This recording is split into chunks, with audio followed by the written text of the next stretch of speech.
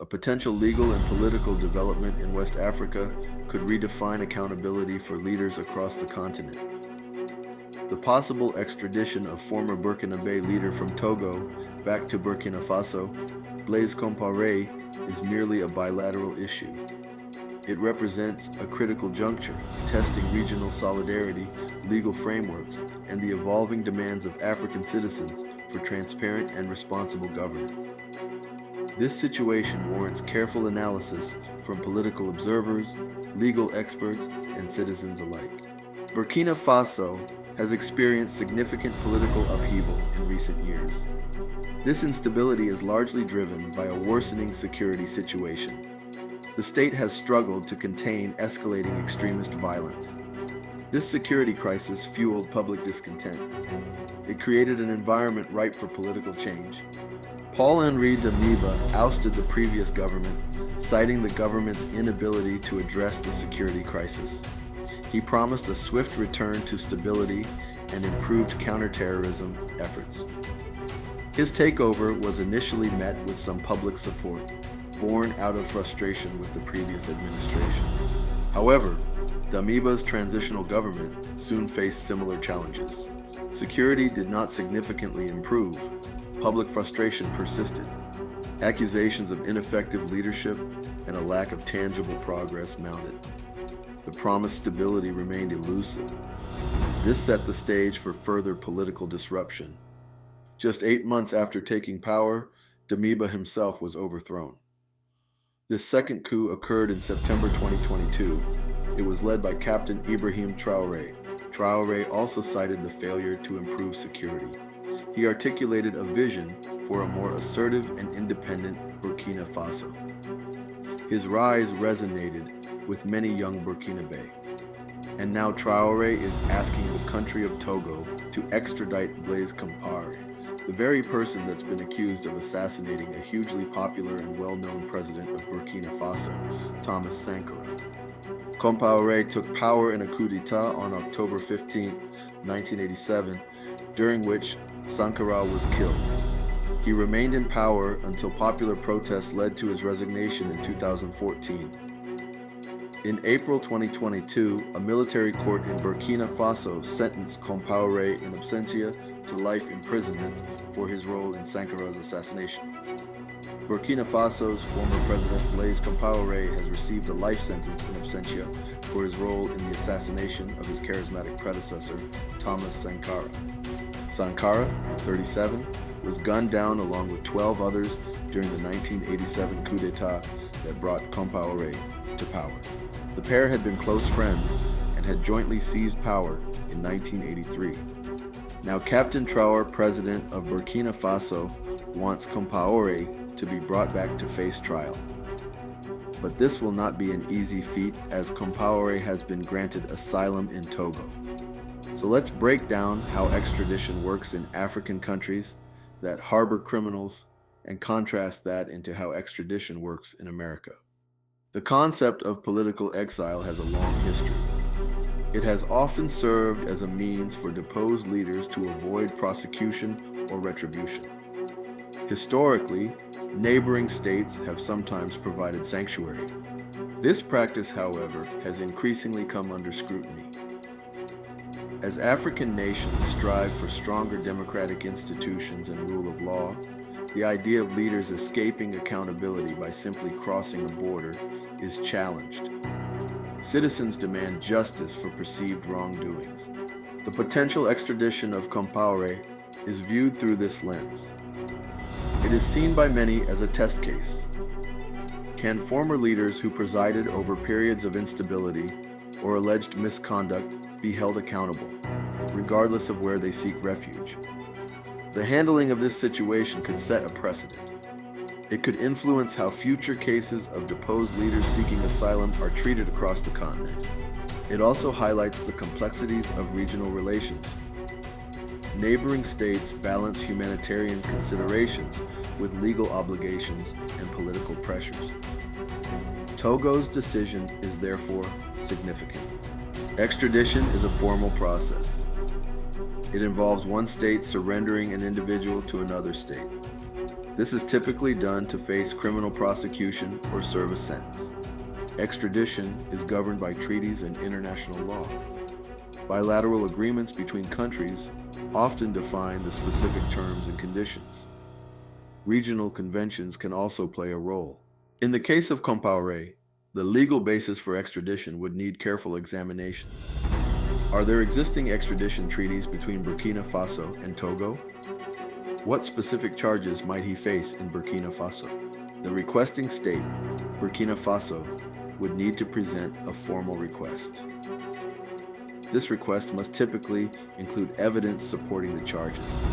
The charges must also constitute crimes in both countries under the principle of dual criminality. Togo, as the requested state, would then review the request. Its legal system would assess whether the conditions for extradition are met. This process can involve judicial review.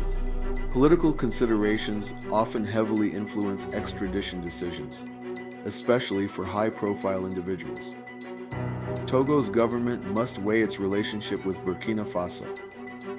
It must also consider regional stability and international opinion. Granting extradition could be seen as supporting Burkina Faso's pursuit of justice. It could strengthen ties with the current Burkinabè government. It might also be viewed favorably by citizens demanding accountability. Refusing extradition, conversely, could strain relations. It might be perceived as protecting a former leader. This could draw criticism from those advocating for accountability.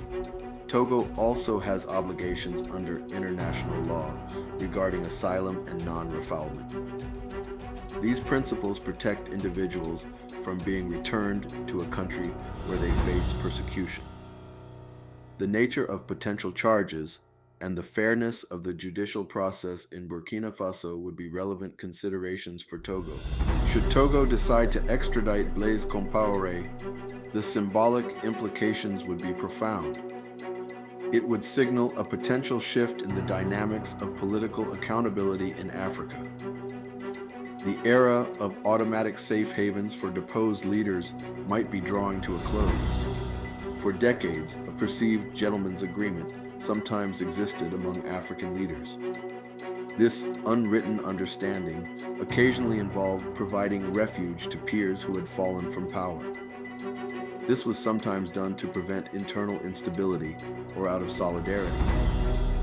An extradition of this nature could challenge that norm directly. It would suggest that regional solidarity is increasingly being aligned with the demands for justice and accountability from the populace. The focus would shift from protecting leaders to upholding the rule of law. This could empower citizens across the continent. It would reinforce the message that leaders are not above the law. Their actions in office could have consequences even after they leave power. It could also strengthen regional institutions like ECOWAS and the African Union. While these bodies have frameworks for governance and democracy, enforcement has sometimes been challenging. A successful extradition based on legal principles could demonstrate a growing commitment to upholding these standards. Such a development could encourage greater cooperation among African states on legal matters. It might pave the way for stronger extradition treaties or even a more harmonized approach to prosecuting transnational crimes, including corruption and illicit financial flows.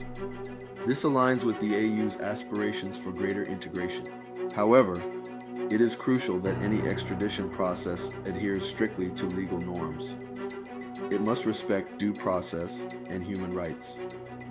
The potential for political motivations to overshadow legal principles is a risk that international observers would carefully monitor. A legally sound extradition would bolster confidence in African judicial systems.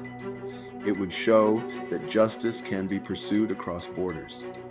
This is vital for building trust between governments and their citizens. Captainibrihimtraore's government in Burkina Faso has been vocal about its priorities. These include restoring security, reclaiming national sovereignty, and reforming governance.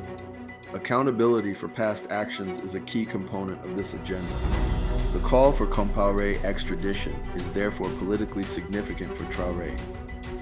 It demonstrates a commitment to holding former officials responsible. This resonates with a population weary of perceived impunity.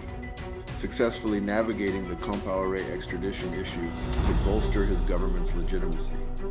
It could be presented as a victory for justice and national sovereignty. This could consolidate domestic support. However, the process must be handled carefully. Any perception of political score settling rather than genuine legal pursuit could undermine the government's credibility. Transparency in the legal process is essential. Examining legal frameworks in other regions can provide context. The United States, for instance, has a robust system for interstate extradition. This system ensures that individuals cannot evade justice by simply moving from one state to another.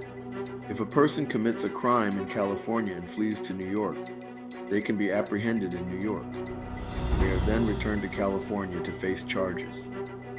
This is a fundamental aspect of the U.S. federal system. This interstate extradition works because all U.S. states are bound by a common federal legal framework. The U.S. Constitution requires states to extradite fugitives from justice upon request from another state. This creates a unified legal space. This contrasts with the situation in Africa, which is composed of independent sovereign states. While there are regional bodies and some multilateral agreements, a comprehensive continent-wide legal framework for extradition and mutual legal assistance is still developing. Treaties are often bilateral or sub-regional.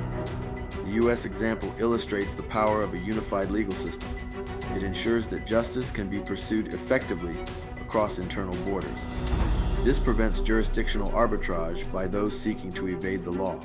Africa could potentially benefit from moving towards a more integrated legal space. Strengthening regional extradition treaties and mutual legal assistance agreements would be a step in this direction. This would make it harder for individuals accused of crimes, including corruption and human rights abuses, to find safe haven. While a full federal system like the U.S. is not the model for Africa, the principle of ensuring justice cannot be evaded by crossing borders is relevant. The Compaore case highlights the need for stronger legal cooperation mechanisms among African states. This would enhance the rule of law across the continent. It is about building a system where accountability is the norm, not the exception. This requires political will and legal infrastructure.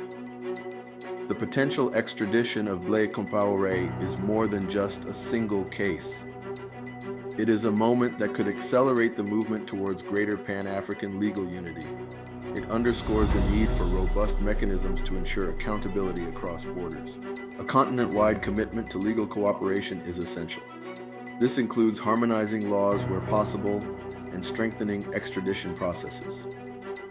It would create a unified front against impunity. This would empower African courts and legal institutions.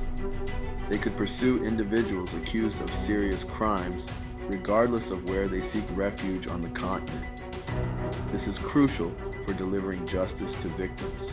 Regional bodies like ECOWAS and the African Union have a vital role to play.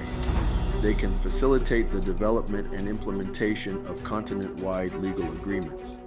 They can also provide support for national judicial systems. Strengthening these institutions gives them real power. It moves them beyond issuing resolutions to actively facilitating justice. This builds credibility and effectiveness. If handled correctly, adhering strictly to legal principles and due process, the Compaore extradition could be a landmark event. It could demonstrate that African nations are serious about holding leaders accountable. It is about building a future where the rule of law prevails. It is about ensuring that power is exercised responsibly. It is about creating an Africa where justice knows no borders. Keep following politics, power, and policy to stay updated on events affecting Africa and the world. Like and share this video if you found this information to be educational, entertaining, and inspiring. And please subscribe to this channel for more content like this. Until next time, my friends, stay safe and informed.